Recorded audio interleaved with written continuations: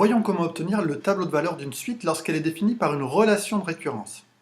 Par exemple, on va prendre la suite définie par la donnée du premier terme, v indice 0 est égal à 5, et par la relation de récurrence, v indice n plus 1 est égal à 0,8 fois v indice n moins 4.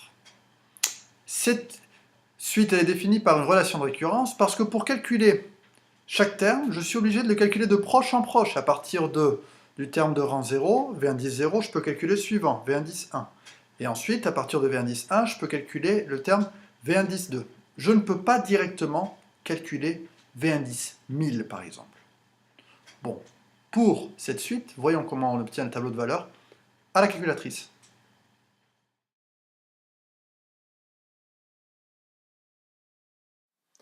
Je me mets en mode suite.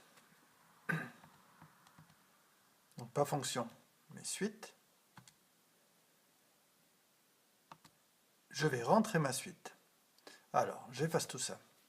Pour les modèles indiqués dans le titre de TI, je n'ai pas ici U indice n plus 1. Donc il faut que je réécrive ma relation de récurrence. Comme ça. Sur les TI, la première chose à voir, c'est que ce nombre-là, c'est ce que la calculatrice appelle le n minimum.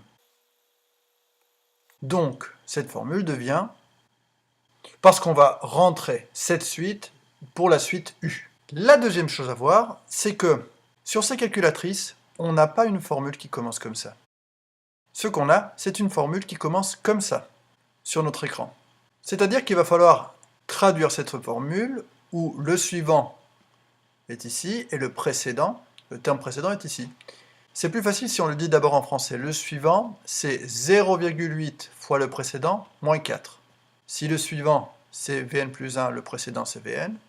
Si le suivant, c'est Un, le précédent, c'est Un moins 1. La formule devient Un est égal à 0,8 fois le précédent, Un moins 1, moins 4. Dernière petite remarque, ce moins-là, tout comme celui-là, c'est vraiment le symbole moins de la calculatrice qui correspond à une soustraction, celui qui est du côté des opérations. Je n'ai plus maintenant qu'à l'écrire ici. Le suivant, si c'est Un, c'est égal à 0,8 fois le précédent, qui est donc U indice n-1, U indice n-1, moins 4. Mon premier terme, c'est U0, donc le n minimum, c'est 0, ma première étiquette.